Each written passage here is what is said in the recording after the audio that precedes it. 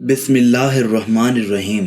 امام بغوی نے معلم الترمیل سے حضرت ابن عباس اور حضرت عطا وغیرہ سے یہ واقعہ نقل کیا۔ فرماتے ہیں کہ بنی اسرائیل میں ایک عابد تھا جس کا نام برسیسا تھا۔ وہ 70 سال سے خدا کی عبادت کر رہا تھا۔ نماز پڑھنے کے لیے اپنے حجرے میں داخل ہوتا تو 10 دن بعد باہر نکلتا، روزہ رکھتا تو 10 دن کے بعد افطار کرتا۔ شیطان لعین نے اسے گمراہ کرنا چاہا، کئی داؤ پیچ کیے لیکن وہ گمراہ نہ ہو سکا۔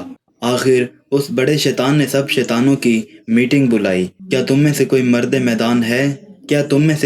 میدان ہے کہ جو عابد برسیسا کو گمراہ کرے اور اس کو کافر کر کے مارے؟ ایک شیطان جس کا نام ابیل تھا، اس نے کہا اس کو گمراہ کرنا ایک معمولی بات ہے۔ اس نے گمراہ کرنے کا کام اپنے ذمہ لیا اور وہاں سے رخصت ہوا اور عابد برسیسا کے پاس جا کر تھوڑے ہی فاصلے پر اپنا ڈیرا جمایا اور ریاکارانہ طور پر عبادت میں مشغول ہو گیا اور 40 دن کے بعد نماز اور روزہ سے فارغ ہوتا۔ ایک دن ایسا اتفاق ہوا کہ راہب برسیسا کو اس عبید شیطان نے بڑے محبت کے لہجے سے بلایا، لیکن برسیسا نے کوئی جواب نہ دیا۔ برسیسا نے 10 دن بعد نماز روزہ سے فارغ ہو کر باہر نکل کر دیکھا تو وہ شیطان عبید ہمہ تن عبادت میں مشغول تھا۔ اس کے دل میں اپنے ہم جنس ہونے کے خیال سے رحم آیا اور اس کے ساتھ گفتگو کرنے لگا اور کہنے لگا، بھائی معاف فرمانا، میں عبادت میں مشغول تھا اس لیے جواب نہیں دے سکا۔ اب فرمائیے آپ کی کیا خواہش ہے؟ اس نے کہا، میں آپ کے حجرے میں آپ کے ساتھ مل کر عبادت کرنا چاہتا ہوں۔ اس عابد برسیسا نے کہا، یہ ناممکن ہے، آپ میرے حجرے میں داخل نہیں ہو سکتے۔ پھر برسیسا اپنے حجرے میں داخل ہو کر عبادت میں مشغول ہو گیا، اس کو اندر آنے کی اجازت نہ دی۔ اس کے بعد عبید شیطان نے بھی 40 روز عبادت میں گزار دیے۔ عابد برسیسا 10 دن کے بعد نماز روزہ سے فارغ ہو کر باہر نکلا تو دیکھا وہ شیطان عبید ہمہ تن عبادت میں مصروف تھا، تو اس کے دل میں یہ وسوسہ پیدا ہوا کہ میں نے ایسے عبادت گزار کو کیوں جواب دیا۔ عربی کا قول ہے جس کا ترجمہ کچھ یوں ہے، جنس کی طرف ملان کرتی ہے۔ آخر کار اس نے ہم جنس ہونے کی وجہ سے اپنے حجرے میں عبادت کرنے کی اجازت دے دی اور دونوں ایک برس تک عبادت میں مشغول رہے۔ آخر عابد برسیسا نے اعتراف کیا اور رب کے بہت قریب ہے۔ افسوس ہے کہ کوئی آج تحقیق نہیں کرتا کہ جس کو ہم ولی سمجھتے ہیں کہیں وہ شیطان ہی نہ ہو یا اس کا نمائندہ۔ آج کل ایسے لوگوں کی بہتات ہے، ان سے بچنا بہت ضروری ہے۔ جس طرح آج کل جاہل پیروں کو بڑا رتبہ دیتے ہیں کہ یہ بڑے پہنچے ہوئے ہیں، خود بھی گمراہ ہوتے ہیں اور دوسرے لوگوں کو بھی گمراہ کرتے ہیں۔ آخر کار عبید شیطان نے کہا کہ اب میں ایک اور دوست یا ہم مسلک کے پاس جا رہا ہوں۔ میرے پیر و مرشد کا امر ہی اتنا تھا جتنا میں یہاں رہ چکا۔ عابد برسیسا نے کہا کہ اب میرا دل آپ کی جدائی برداشت نہیں کر سکتا۔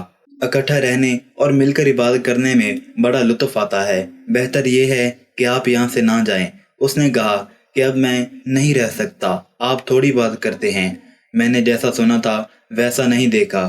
اب میں جاتے وقت آپ کو تاکید عرض کرتا ہوں کہ محض عبادت میں مشغول رہنا اور لوگوں کو نفع پہنچانا یہ کوئی بڑی نیکی نہیں ہے، حالانکہ خیر الناس من ینفع الناس، لوگوں میں سے بہتر وہ ہے جو لوگوں کو نفع پہنچائے۔ میں آپ کو ایک وظیفہ بتلاتا ہوں، جو بیمار آپ کے پاس آئے اس وظیفہ کو پڑھ کر لوگوں پر دم کریں، بیمار فوراً اچھے ہو جائیں گے۔ اب وہ وہاں سے رخصت ہوا اور لوگوں کے گلے گھونٹنے لگا اور برسیسا کا نام لیتا کہ اس کے پاس جاؤ، تم کو آرام ہو جائے گا، ورنہ اسی بیماری میں مبتلا رہو گے۔ لوگ برسیسا کے پاس جاتے تو آرام ہو جاتا۔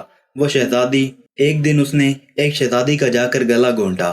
وہ شہزادی بہت خوبصورت تھی، اس کے 3 حقیقی بھائی موجود تھے اور باپ فوت ہو چکا تھا جو اپنے زمانہ کا بادشاہ تھا۔ اب حکومت کی بھاگ دوڑ ان کے چچا کے ہاتھ میں تھی۔ شہزادی کے بھائیوں نے بڑے علاج کروائے لیکن کوئی فائدہ نہ ہوا اور روز بروز مرض بڑھتا گیا۔ آخر وہ عبید شیطان ان کے پاس آیا اور کہنے لگا، برسیسا ولی کے پاس لے جاؤ، دم وغیرہ سے کوئی آرام نہیں آئے گا، اس کو لے کے جاؤ اور اس سے دم کراؤ، بالکل ٹھیک ہو جائے گی، ورنہ اسی حالت میں رہے گی۔ ادھر عابد برسیسا لوگوں کے آنے جانے سے بڑی پرہیز کرتا تھا اور مخلوقات سے نفرت کرتا تھا، لیکن لوگوں کی آمد و رفت اور عبید شیطان نے اپنے بڑے شیطان کو مبارکباد دی کہ میں نے برسیسا کو گمراہ کر دیا ہے۔ آخر وہ ایک دن بیمار شہزادی کو برسیسا کے پاس لائے اور اس سے دم کروایا۔ وہ تندرست ہو گئی۔ بڑے عرصے کے بعد شیطان نے پھر اس کا گلا گھونٹا اور انسانی شکل بن کر اس نے مشورہ دیا کہ اس کو برسیسا کے پاس لے جاؤ اور دم کرواؤ تو صحت یاب ہوگی، ورنہ نہیں۔ کہ اس کو برسیسا کے پاس لے جاؤ اور دم کرواؤ تو صحت یاب ہوگی، ورنہ نہیں۔ اور بہتر یہ ہے کہ ولی کے حجرے کے ساتھ ایک عمدہ کمرہ بناؤ، ورنہ شہزادی کی یہی حالت رہے گی۔ آخر ان کے پاس حکومت تھی، انہوں نے وہاں ایک کمرہ بنایا اور شہزادی کو وہاں چھوڑ دیا۔ 10 دن آرام رہتا اور عابد 10 دن کے بعد اپنے معمول پر آ جاتا اور دم کرتا اور 10 دن آرام رہتا، پھر 10 دن بعد وہی حالت ہو جاتی۔ آخر ایک دن ایسا اتفاق ہوا کہ عابد برسیسا کی نظر شہزادی پر جا پڑی جو بہت خوبصورت تھی۔ شیطان نے وسوسہ ڈالا کہ کیسی ہی خوبصورت عورت ہے، اس کا مزہ اڑاؤ، پھر توبہ کر لینا، خدا کی مغفرت وسیع ہے۔ آخر ولی نے اس کا وسوسہ قبول کر لیا اور اس شہزادی سے اس نے مزہ اڑایا، تو پھر مسلسل مزہ اڑاتا رہا حتیٰ کہ اس شہزادی کو حمل ٹھہرایا۔ پھر شیطان نے وسوسہ ڈالا کہ اب اس کو قتل کر کے جنگل میں دفن کر دو، ورنہ تمہاری تمام شہروں اور دیہاتیوں میں یہ خبر پھیل جائے گی کہ برسیسا ولی نے ایک عورت کو حمل کر دیا، بڑی رسوائی ہوگی۔ اب اس ولی نے اس شیطان کا وسوسہ قبول کر کے اس کو قتل کر دیا اور کہیں جنگل میں کسی پہاڑی کے دامن میں اس کو دفن کر دیا۔ اب عبیط شیطان اس شہزادی کے تینوں بھائیوں کو خواب میں ملا اور کہا کہ آپ کی بہن کے ساتھ برسیسا نے بدفعلی کر کے اس کا قتل کر کے کہیں جنگل میں دفن کر دیا۔ وہ آپس میں ایک دوسرے سے کہنے لگے کہ یہ خواب آیا۔ آخر وہ عابد کے پاس آئے اور شہزادی کے متعلق پوچھا، وہ کہاں ہے؟ عابد نے کہا کہ اس کو جن اٹھا کر لے گیا۔ انہوں نے تسلیم کر لیا اور شرمندہ ہوئے کہ ہم نے بے گناہ ولی پر تہمت لگائی۔ ادھر شیطان پھر دوبارہ شہزادی کے بھائیوں کے خواب میں ملا اور کہنے لگا، فلاں ویرانے اور فلاں پہاڑی کے پاس وہ مدفون ہے، فلاں ویرانے اور فلاں پہاڑی کے پاس وہ مدفون ہے۔ پورا پتہ اور پوری نشاندہی کی۔ انہوں نے آ کر دیکھا کہ قبر پہاڑ کے پاس ہے اور کپڑے کا ایک دامن شیطان نے دفن کرتے وقت باہر رکھا تھا، وہ نظر آ رہا تھا۔ قبر کی پوری تفتیش کی گئی تو میت حاملہ نکلی۔ خبر پھیلنے پر حکومت نے راہب برسیسا کے حجرے کو گرا دیا اور خوب مارا پیٹا اور زنجیروں میں جکڑ کر عدالت کے روبرو پیش کیا۔ یہاں شیطان نے برسیسا کے دل میں وسوسہ ڈالا کہ اب عدالت میں سچ سچ بولنا، جھوٹ نہ بولنا، گناہ پر گناہ اچھا نہیں۔ چنانچہ عدالت میں برسیسا نے سچ سچ واقعہ بیان کر دیا۔ عدالت نے پھانسی کا حکم دیا۔ اب وہ پھانسی کے تختہ پر کھڑا ہوا تو عبید شیطان عابد کی شکل بن کر سامنے آیا اور کہنے لگا، تم نے تمام ولیوں اور بزرگوں کا بیڑا غرق کیا اور ان کی عزت خاک میں ملا دی۔ کہنے لگا، میں وہی عابد ہوں جو تیرے پاس رہ چکا ہوں۔ برسیسا کہنے لگا، اب کوئی بچنے کی صورت ہے یا نہیں؟ اس نے کہا، مجھے سجدہ کر تو میں تجھ کو بچا لوں گا۔ برسیسا نے اس کو سجدہ کیا تو وہ کہنے لگا، میں عابد نہیں شیطان ہوں، میں عابد نہیں شیطان ہوں، میرا مطلب و مقصد یہی تھا کہ میں تجھ کو کافر کر کے ماروں۔